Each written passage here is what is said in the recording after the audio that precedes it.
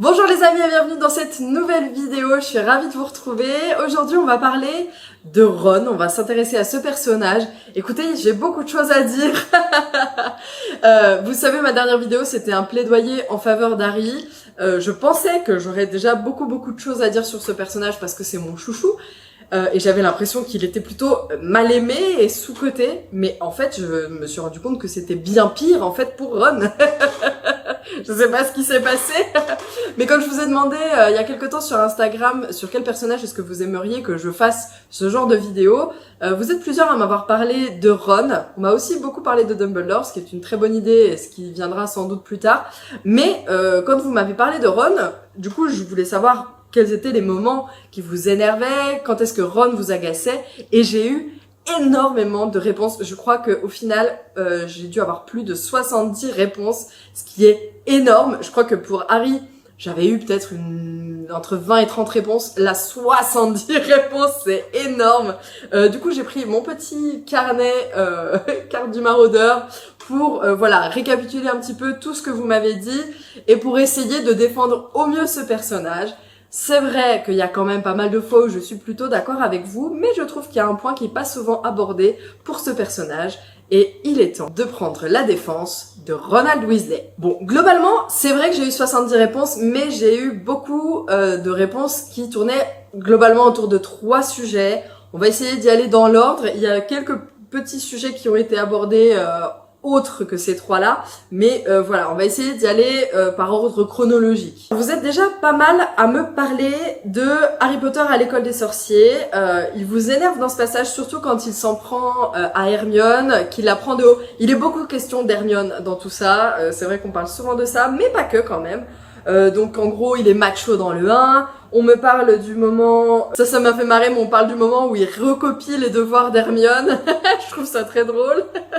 Et donc, bon, en gros, sur le 1, ça tourne beaucoup autour du fait que il s'y prend mal avec Hermione, il est pas sympa avec elle, il se moque d'elle, et c'est pas cool. Alors là-dessus, je vais être très honnête avec vous, moi je veux pas faire des plaidoyers en étant malhonnête. Donc je vais quand même donner mon avis sincère sur la question. Et c'est vrai que Ron n'est pas très délicat, mais pour sa défense, il est extrêmement jeune. Et ça, c'est un point dont on va parler beaucoup dans cette vidéo, mais je pense qu'on surestime la maturité que devrait avoir un enfant de 11 ans. Et quand t'as 11 ans et que t'es un petit garçon, parce que oui, c'est un petit garçon à ce moment-là, eh ben, t'es pas très au clair avec tes sentiments, t'es peut-être pas très au clair non plus avec le fait de parler aux filles. Je vous rappelle que Ron, il est issu d'une fratrie où ils sont 6 garçons et il y a seulement une fille qui est sa petite sœur. Il est pas vraiment habitué à avoir des femmes autour de lui, des femmes dans sa vie. On se doute qu'avant Poudlard, il était sans doute au terrier avec Molly, mais qu'il n'a pas vraiment connu d'école traditionnelle, en tout cas il n'en est pas fait mention. Donc c'est un peu la première fois qu'il se retrouve vraiment confronté à une fille qui n'est pas de sa famille en fait. Et donc autant il va être très à l'aise avec les garçons et connecter avec Harry, ça va être très simple pour lui, autant connecter avec Hermione, ça va être vachement difficile. Et ça va être difficile pendant quasiment toute la saga au final. Parce que autant Harry et Hermione, ils ont construit une amitié sincère, sans malaise, où il n'y a aucune ambiguïté, autant dès le 1, ça va être très difficile pour Ron d'essayer de construire quelque chose avec Hermione qui soit complètement de l'amitié. On le sait aujourd'hui, ils sont pas non plus destinés à être seulement amis, et finalement, est-ce qu'ils l'ont jamais vraiment été? C'est une bonne question, non? Parce qu'au final, ils sont amis surtout parce que Harry fait la connexion entre deux, mais s'il devait y avoir que... Alors certes, ça arrive à des moments qu'ils se parlent entre eux, on le sait, hein, mais je pense que sans Harry, ça aurait été beaucoup plus difficile pour eux de construire une véritable amitié sincère. Donc oui, je suis d'accord avec vous, c'est vrai qu'il est pas très fort, il est pas très doué avec Hermione dès le début, mais il a quand même des circonstances atténuantes. Il faut pas oublier qu'il a seulement 11 ans à ce moment-là, et voilà, je pense qu'on peut aussi lui pardonner. Je sais pas comment c'était vous dans votre école, mais moi des Ron, il y avait que ça en fait. C'était vachement compliqué, et ce que je déplore totalement d'ailleurs, hein. Mais c'était pas facile de construire une amitié avec les garçons à l'époque. En tout cas, à mon époque, moi c'était comme ça. C'était pas toujours évident. Et souvent il y a ce truc en plus, pareil, que je déplore totalement. Mais quand un garçon est un peu impressionné par une fille en face, il a tendance à se comporter comme un idiot et avoir ce genre de comportement totalement immature, on est d'accord. Mais moi, ce que je trouve beau aussi, c'est de voir toute l'évolution qu'il va y avoir ensuite. Alors, avant de passer aux autres gros thèmes, il y a une personne qui m'a dit qu'il se plaignait d'être pauvre et que ça l'énervait beaucoup, que Ron se plaigne d'être pauvre. Moi, je trouve ça vachement injuste de dire que Ron pourrait pas se plaindre d'être pauvre. Je trouve qu'il a quand même le droit. En plus, c'est un truc sur lequel on critique. Drago Malfoy, mine de rien, se moque beaucoup de lui par rapport à ça, par rapport à ses vêtements. Et c'est pas facile. Et on a Harry à côté qui a pas mal d'argent. Et ça doit pas être simple. Je trouve qu'il a quand même le droit de s'en plaindre. Il le fait un peu, il le fait pas tant que ça. Mais à des moments clés, il a besoin de l'exprimer. Et après, la personne me dit, il se plaint de sa maison.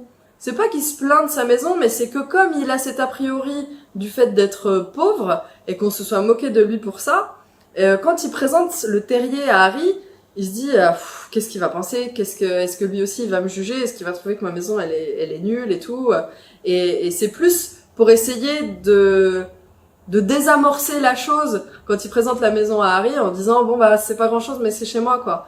Mais voilà, mais on fait tous un peu ça, enfin quand on est un peu gêné d'un truc, on va avoir tendance à dire bon ben voilà, c'est pas terrible mais bon ben c'est comme ça quoi. Et je sais pas, ça nous est tous arrivé en fait d'avoir ce réflexe là. C'est un peu comme quand tu t'excuses de pas avoir rangé chez toi, enfin voilà, il y a des trucs qui vont te gêner un peu et pour désamorcer, ben t'en parles, tu le mets sur le tapis et voilà. Donc ça, je valide vraiment pas du tout. Et on en vient un peu à nos 3 gros chapitres concernant Ron. Le premier, si on prend l'ordre chronologique, ça va être quand Ron ne croit pas Harry dans le 4. Hein. On m'a beaucoup parlé de la coupe de feu au moment où le nom de Harry sort et que Ron se met à lui en vouloir à mort. Et ça, vous n'avez vraiment pas apprécié. Mais c'est vrai que globalement, le comportement de Ron dans le 4, il est insupportable. Parce que au début, il fait la tronche à Harry pour ça, et puis après, il y a toute l'histoire avec Hermione et avec le bal, il l'emmène pas, il est pas très malin, pas très doué, il fait toutes des crises de jalousie avec Victor Krum, enfin, à ce moment-là de la saga, c'est vrai qu'il est particulièrement insupportable, et franchement, encore une fois, je vais être honnête avec vous, je vous l'accorde, mais encore une fois, je trouve qu'on manque un petit peu d'empathie avec ce personnage. Déjà, il y a un truc qu'il faut comprendre, parce que ça, j'ai l'impression dans les commentaires que j'ai reçus que c'était pas compris. On m'a dit, il croit pas Harry, il croit pas Harry. Mais bien sûr que si, il croit Harry. Il sait bien que Harry n'a pas mis son nom dans la coupe. Et Hermione le dit. Hermione explique à Harry. Elle lui dit, c'est pas qu'il te croit pas, c'est plus que c'est un peu la goutte d'eau qui fait déborder le vase. Et Harry a totalement raison de s'énerver à propos de ça, parce que c'est complètement injuste envers lui. On est d'accord. Mais, ceci dit, Hermione, elle a totalement raison. C'est pas facile d'être le meilleur ami du héros de l'histoire. Et c'est pas facile d'être le plus petit de tous ses frères. Et c'est pas facile d'être toujours en second. C'est pas facile d'être toujours le deuxième. Et on est un peu à un âge où on a envie de faire ses preuves. Le premier truc qu'on voit dans le miroir du Riséd, quand Ron se voit dans le miroir du Riséd, c'est ça, c'est de se voir couronné de succès. Se voir avec des trophées, se voir avec une insigne de préfet, enfin, c'est ce qui fait rêver Ron à ce moment-là dans sa vie. Et je dis pas qu'il aura toujours envie de ça dans sa vie, mais en étant jeune et un peu immature, ben c'est ce dont il rêve. Et donc oui, quand il voit son meilleur ami, alors que tout le monde ne lui parle que de Harry tout le temps, et c'est Harry, et que d'un coup le nom de Harry est encore sorti de la coupe, il se dit mais ça y est, ça va être encore une année consacrée à Monsieur Harry Potter. Et je comprends qu'il l'ait un peu mauvaise. Après, il s'y prend très mal. Et c'est vraiment pas cool, parce que du coup, il soutient pas du tout son meilleur ami qui est en train de galérer, en fait, et qui a rien demandé à personne. Et c'est vrai qu'il est égoïste, en fait, quand il fait ça. On est d'accord. Mais on peut quand même essayer de le comprendre. Je savais pas trop quand j'allais le caser, mais je vais vous le caser maintenant. Je trouve que on fait preuve un peu on fait pas assez preuve d'indulgence envers Ron, alors que Ron est sans doute le personnage qui nous ressemble le plus à nous. Ce que je veux dire par là, c'est que Hermione, elle a une maturité qui est bien au-dessus du lot, et c'est rare d'avoir des jeunes et des enfants qui soient aussi sages et aussi matures qu'Hermione. Enfin, je veux dire, je sais pas si vous avez croisé beaucoup d'Hermione dans votre vie, mais c'est quand même assez exceptionnel, assez rare. Harry fait également preuve de beaucoup de maturité par rapport à son âge, parce que il a vécu beaucoup d'expériences difficiles, il a vécu des traumatismes dans sa vie que la plupart des gens n'ont pas vécu. Et donc, on se retrouve quand même avec des enfants de 11 ans qui sont très matures et qui sont très intelligents pour leur âge quand même, on va pas se mentir. Et quand on a Ron là au milieu, Ron, il est juste, entre guillemets, normal. En fait, c'est juste un enfant comme les autres qui lui n'a pas vécu de grands traumatismes, qui n'a pas une intelligence exceptionnelle qui soit complètement au-dessus du lot. On a juste un mec un peu moyen qui est là et qui se retrouve avec deux personnes qui sont quand même assez différentes des personnes lambda. Et quand t'as deux personnages qui brillent comme ça par leur intelligence et par leur maturité, ben lui il a l'air d'être un peu débile, un peu bébête. Mais il est pas bébête, il est juste normal en fait. Et je trouve qu'on est vraiment pas sympa avec ce personnage, alors que moi, finalement, si on est très honnête, je pense que Ron, c'est celui qui ressemble le plus à vous, à moi, aux gens classiques, quoi. Bien sûr, il y a toujours des exceptions, et bien sûr, il y a des gens qui sont très matures par rapport à leur âge et tout, mais moi, je trouve que c'est une bonne représentation de ce que sont les jeunes à cet âge-là. Donc, je pense que vous voyez ce que j'essaie d'exprimer là depuis tout à l'heure, mais je trouve que c'est assez injuste envers lui quand même d'avoir un aussi grand niveau d'exigence, alors que lui, il va simplement à un rythme, encore une fois normal, j'aime pas trop utiliser ce mot, mais vous voyez, il va à son rythme à lui, qui est à peu près le rythme courant et moyen, et on a l'impression que du coup il est en retard et il est un peu à la traîne par rapport aux autres. Donc oui, pour revenir à la période du 4, d'Harry Potter et la coupe de feu, oui c'est vrai qu'il est pas très malin, oui c'est vrai qu'il s'y prend mal, et oui c'est vrai que c'est pas cool, mais encore une fois, je pense que c'est important de prendre du recul par rapport à ce personnage et d'essayer d'avoir un petit peu d'empathie, même si c'est pas très malin de sa part. De là à dire qu'on a envie de lui foutre une tarte, je pense que c'est bien d'avoir un petit peu de pitié entre guillemets pour lui, et sans dire que ce qu'il a fait c'est ok, essayer quand même d'avoir un peu d'indulgence pour lui. Donc oui, ça rejoint un peu d'autres choses qu'on m'a dit, mais qu'en gros il a un complexe d'infériorité, mais oui totalement, il a un complexe d'infériorité bien sûr, il est complexé tout court en fait. Je pense qu'en tout cas il y a beaucoup de gens qui, sans aller jusqu'à faire la tête à Harry, à ne plus lui parler, peut-être qu'il y en aurait beaucoup qui auraient eu quand même un petit peu d'amertume. Et c'est bien d'être aussi honnête envers soi-même, hein, mais sur comment vraiment nous on peut réagir des fois. Je pense que personne n'est parfait, hein. Bon, le deuxième gros chapitre qui va être abordé là sur le sujet de Ron, vous m'avez énormément parlé de Ronron. Quand il sort avec Lavande, il est insupportable, et sa manière de s'y prendre encore une fois avec Hermione, c'est pas possible. Là vraiment, il vous a vraiment beaucoup agacé, et moi aussi. Toute la période de Ronron, Lavande, des amourettes, de toute façon le 6, vous le savez, moi, toutes les amourettes du 6, ça me gave, même Harry avec chaud et tout, ça me saoule. Donc c'est plus un truc général du 6 que je n'aime pas. Mais c'est vrai que toute la période avec Ronron, les petits cœurs, les machins, c'est insupportable. Mais encore une fois, c'est quand même assez représentatif de leur âge. Et qui n'a pas eu son pote qui d'un coup se met en couple, et du coup toi t'es là et tu tiens la chandelle et ça se galoche et ça se fait des bisous, et toi t'es là, c'est génial, c'est super, on s'éclate. Moi je vais vous dire, je l'ai tenu la chandelle et c'est pas toujours très agréable, donc oui je comprends l'agacement sur ce passage là, mais voilà, je trouve que c'était nécessaire aussi d'avoir ce genre de passage, et même si c'est pas des passages qui me plaisent, ça traduit quand même d'une certaine réalité, et je trouve que c'est ce qui rend, enfin voilà, ça rend le truc un peu authentique, quoi, un peu sincère. Et je veux dire, c'est pareil, on a tous eu ce pote, et vous avez peut-être été ce pote aussi, qui est en couple pour la première fois et qui en fait des caisses, et en fait ça lui ressemble pas vraiment, il est pas vraiment lui-même dans cette relation, mais il est tellement content que d'un coup il soit au centre de l'attention de quelqu'un, que c'est trop bien, et lui, voilà, il peut pas faire autrement que d'être comme ça. Mais moi je trouve ça plus... C'est un peu énervant sur le moment, mais je trouve ça un peu aussi attendrissant, c'est un peu mignon en vrai. Bon voilà, moi je trouve ça un petit peu mignon, même si je comprends que ça vous énerve, et moi aussi, moi-même ça m'énerve. Je vais pas réussir à vraiment le défendre plus que ça, mais voilà, je comprends, mais moi je trouve ça quand même assez, mignon. Et puis ce qu'on voit pas dans tout ça aussi, c'est que juste avant, il se prend quand même un missile de la part de Ginny, on voit pas dans les films, mais il se prend un missile de la part de Ginny, et là, le fait d'être avec Lavande, il se dit ça y est, voilà, je ne suis pas le nul que je croyais que j'étais, parce que c'est un peu ça. Et ouais, je pense que c'est un petit peu son moment de gloire, c'est un petit peu le moment aussi où il réussit au Quidditch, où il se la raconte un peu, mais parce qu'il n'en a pas eu des moments où il pouvait être fier, il n'y a pas eu de moment où il pouvait se la raconter, il pouvait se la péter.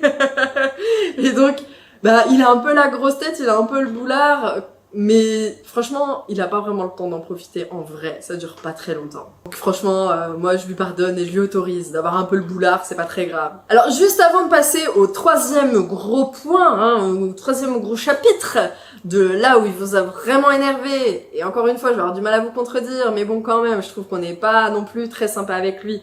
Mais juste avant de passer à ça, vous m'avez parlé, enfin, il y a une personne qui m'a parlé d'un moment en particulier, ça m'a fait rire.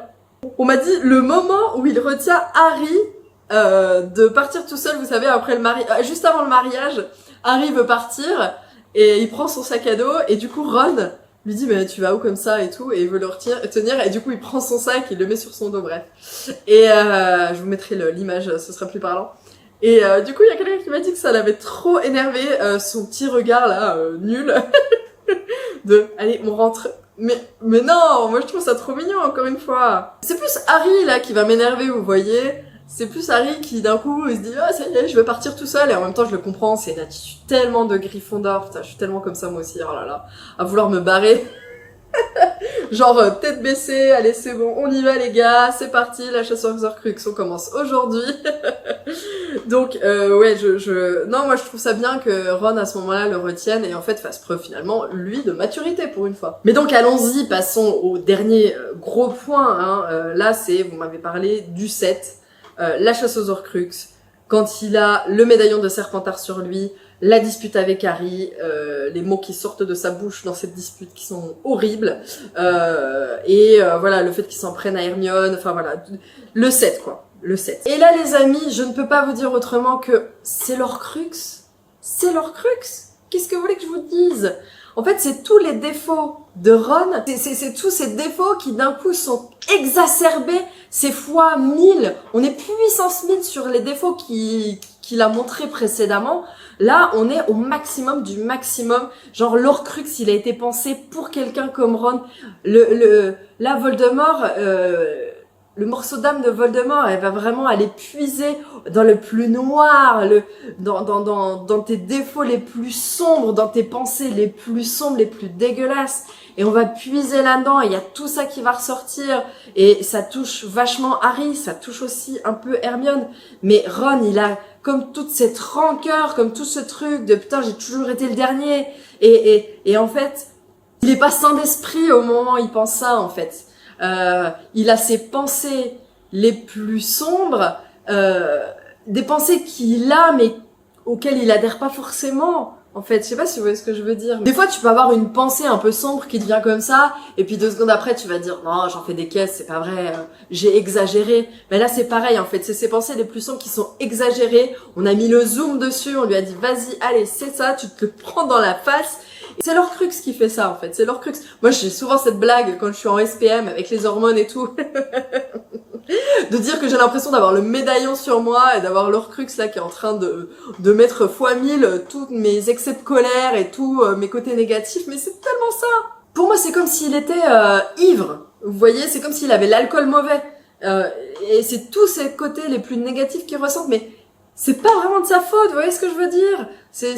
Faut vraiment pas lui en vouloir pour ça, même si c'est horrible ce qui s'est passé. En plus, regardez, Harry, il lui pardonne dans la minute, et il s'excuse en plus, il dit qu'il est désolé, que franchement, sincèrement, c'est l'Horcrux qui l'a rendu comme ça, et que c'était pas cool, et il s'en veut, bien sûr. Et en plus, dès qu'il s'en va, à la minute où il s'en va, il a plus l'effet de l'Horcrux, il prend un peu de recul et il se rend compte que en fait il a complètement déconné quoi. C'est pas comme s'il était vraiment sincère dans ces pensées-là. Pour moi, c'est pas des pensées sincères. Il le pense pas vraiment. C'est juste qu'à ce moment-là, il a envie de faire du mal, il a envie d'être mauvais et c'est tout ce qui est voulu par Voldemort quand il fait cet Horcrux. Et puis Ron, il a l'effet cumulé aussi, comme le comprend d'ailleurs très bien Harry, hein. Mais que Ron, il a pas l'habitude du manque de sommeil, il a pas l'habitude du manque de nourriture, il a toujours eu ses repas, il a toujours été finalement dans un certain confort, malgré le fait que sa famille soit assez pauvre. Il a quand même toujours été dans un confort, en tout cas émotionnel, même matériel, de pouvoir avoir 3 repas par jour, de pouvoir voilà dormir dans un lit au chaud le soir. Et c'est sûr que du coup, toute cette petite péripétie, ça l'atteint vachement. Et ce qu'il faut pas oublier aussi, c'est que Ron, certes, est souvent maladroit, souvent immature, mais je trouve quand même qu'il apprend de ses erreurs. Et moi dans le 7, il y a quand même un revirement de situation qui est plutôt cool. Et je trouve qu'en fait, à partir du moment où il s'en va, c'est un peu le climax de tous les points négatifs de Ron. Là, on est au paroxysme de vraiment de tout ce qu'il y a de plus sombre et de plus pas cool chez lui.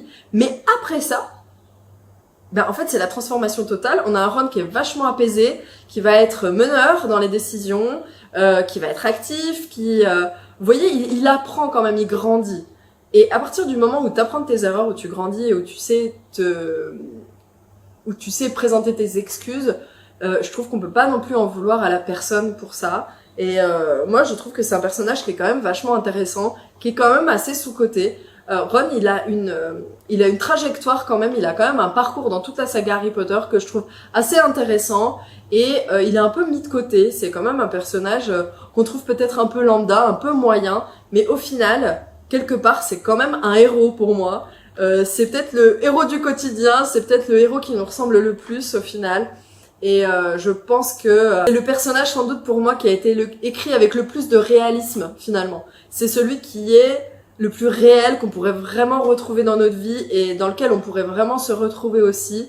Moi j'ai aussi des côtés négatifs qui peuvent ressembler à ceux de Ron, et j'ai aussi fait des erreurs comme parfois a pu le faire Ron, et je pense que j'ai aussi grandi et appris de mes erreurs comme l'a fait Ron. Alors après le but c'est pas non plus de dire que c'est un personnage parfait, non ce n'est pas un personnage parfait, mais ça reste un personnage très intéressant, et je pense qu'il a quand même pas mal de circonstances atténuantes dans ses choix négatifs, dans voilà les scènes où il nous énerve, où il nous met en colère. C'est vrai, ça peut arriver, mais on peut aussi essayer de le comprendre un peu mieux et d'être peut-être un peu plus tolérant avec cette part-là de Ron. Donc voilà les amis, j'espère que cette vidéo vous a plu, vous aura intéressé, que vous aurez peut-être un peu plus d'empathie, que vous aurez peut-être un peu mieux compris ce personnage, comme moi je le comprends en tout cas. Et voilà, n'hésitez pas à me dire dans les commentaires ce que vous en pensez, ce que vous pensez de ce personnage. Est-ce que vous trouvez pas que finalement c'est le personnage le plus sous-coté du Golden Trio? Moi je crois que clairement c'est ce personnage-là. Dites-moi également dans les commentaires quel personnage est-ce que vous voulez que je défende la prochaine fois. Bon, je vous le dis clairement, on est bien parti pour que ce soit Dumbledore. Donc vous pouvez d'ailleurs me dire déjà dans les commentaires ce qui vous énerve chez Dumbledore et de quelle scène est-ce que vous avez envie que je parle. En tout cas, on se retrouve très vite pour une prochaine vidéo. Je vous embrasse et je vous dis à la prochaine. Ciao!